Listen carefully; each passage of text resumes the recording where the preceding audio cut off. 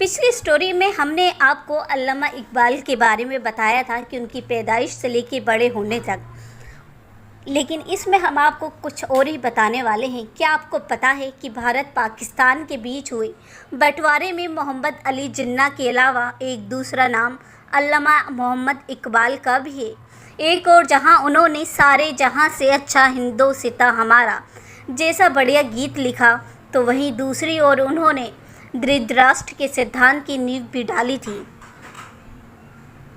स्कूलों में तमाम मौक़ों पर सारे जहां से अच्छा हिंदुस्तान गाया जाता है। बच्चे इसके लिए रंगारंग सांस्कृतिक कार्यक्रम तैयार करते हैं। जी हाँ, वही अल्लामा इकबाल जो 1938 में लाहौर में उन्होंने दुनिया को अलविदा कह दिया था। उनका जन्म 9 नवंबर 1877 और उनकी मृत्यु 21 अप्रैल 1938 को हुई थी। उनके व्यक्तित्व के दो छोर हैं। एक में वे गीत तरानाए हिंद सारे जहां से अच्छा लिखते नज़र आते हैं, तो दूसरे में धृतराष्ट्र के सिद्धांत की नींव डालते। इकबाल के दादा सहज सप्रू हिंदू कश्मीरी पंडित थे जो बाद में सिलाकोट आ गए। उन्होंने पाकिस्तान के लिए तरानाए मिली लिखा, जिसके बोल चीनो अरब हमारा, हिंदोस्तान हमारा, मुस्लिम में वतन सारा जहां हमारा, कुछ इस तरह से है। यह उनके मुस्लिम लीग और हिंदुस्तान पाकिस्तान आंदोलन समर्थन को दर्शाता है। इकबाल मसूई पाकिस्तान का जनक बन गए क्योंकि वह पंजाब, उत्तर पश्चिम बलूचिस्तान को मिलाकर एक राज्य बनाने की अपील करने वाले पहले व्यक्ति थे।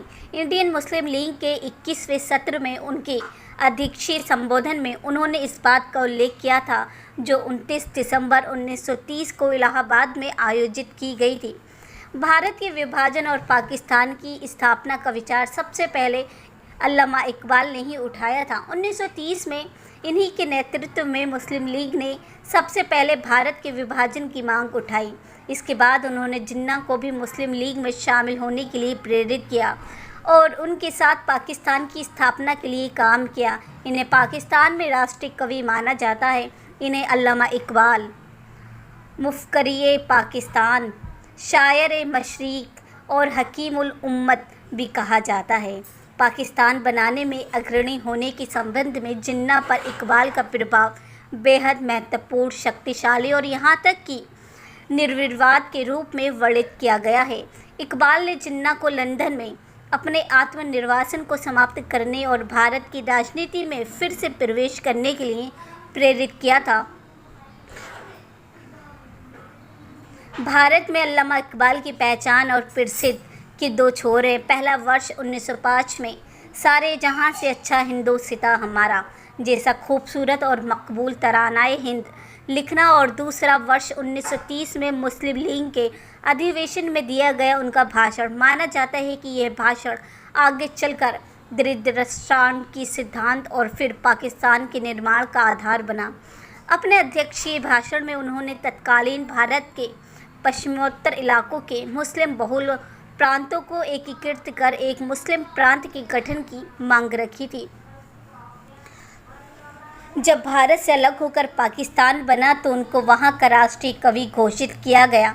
हालांकि इतिहासकार शमसुल इस्लाम इससे इत्तेफाक नहीं रखते थे। वे कहते हैं कि इकबाल ने कभी ये नहीं कहा कि भारत में हिंदू और मुसलमान एक साथ नहीं रह सकते थे। वे भारत को एक राष्ट्र के रूप में देखते थे। अल्लामा इकबाल का मानना था कि मुस्लिमों को भारत के भीतर ही सेल्फ गवर्नेंस चाहिए। उन्होंने पंजाब और उत्तर पश्चिम भारत के इलाकों की मुस्लिम आबादी के संदर्भ में ये बात कही थी। 1930 में मुस्लिम लीग के इलाहाबाद में हुए अधिवेशन में अल्लामा इकबाल ने जो कहा था उससे खुद मुस्लिमों ने भी तवज्जो नहीं दी थी। दरअसल इकबाल का व्यक्तित्व इन दोनों छोरों के बीच ही कहीं मिलता है। 1905 में तरानाए हिंद लिखने वाले इकबाल ने 1910 में तरानाए मिल्ली यानी कौमी तराना लिख डाला, जिसकी शुरुआत कुछ इस तरह हुई। चीनो अरब हमारा, हिंदुस्तान हमारा, मुस्लिम है हम, वतन है सारा जहां हमारा। इकबाल दरअसल कौन थे? यह एक ऐसी पहेली है जिसे आसानी से हल नहीं किया जा सकता। प्रसिद्ध शायर मंजर भोपाली कहते हैं कि निश्चित रूप से उन्होंने हिंदुस्तान से अलग मुल्क की अवधारणा दी थी, लेकिन इसे तत्कालीन हालातों और राजनीति से जोड़कर देखा जाना चाहिए। पाकिस्तान बनने से पहले सबसे ज़्यादा नुकसान भी दोनों मुल्कों में रह रहे मुस्लिमों का हुआ, लेकिन शायर इकबाल को भारत पाकिस्तान की सीमा ने नहीं बांधा जा सकता। वे पूरब के शायर थे। उनकी सर्वश्रेष्ठ रचना भी सारे जहां से हिंदुस्तान हमारा ही है। इतिहास बताता है कि अल्लामा इकबाल 1931 और 1936 के बीच 4 अलग अलग मौक़ों पर भोपाल आए थे। उन्होंने कुल मिलाकर करीब 6 महीनों का समय भोपाल में बिताया। इकबाल ने अपनी 14 प्रसिद्ध नज़्में भोपाल में ही लिखी, जिसे ज़र्ब-ए-कलीम नाम की किताब में रख किया गया है। अल्लामा इकबाल पहली बार 10 मई 1931 को भोपाल आए थे और राहत मंजिल में रुके थे। अन्य यात्राओं में वे रियाज मंजिल और शीश महल में ही रहे। शीश महल के सामने मौजूद मैदान को बाद में सरकार ने इकबाल मैदान का नाम दे दिया। यहाँ उनके नाम से एक बड़ी भूमिगत लाइब्रेरी भी संचालित की गई। भोपाल रियासत से उन्हें 500 रुपये महीना पेंशन भी दी जाती थी। मध्य प्रदेश सरकार का संस्कृत विभाजन भी उनके नाम से उर्दू साहित्यकारों को इकबाल सम्मान देती है। बस यही था इकबाल और जिन्ना के बीच और सारे जहां से अच्छा लिखने वाले अल्लामा इकबाल का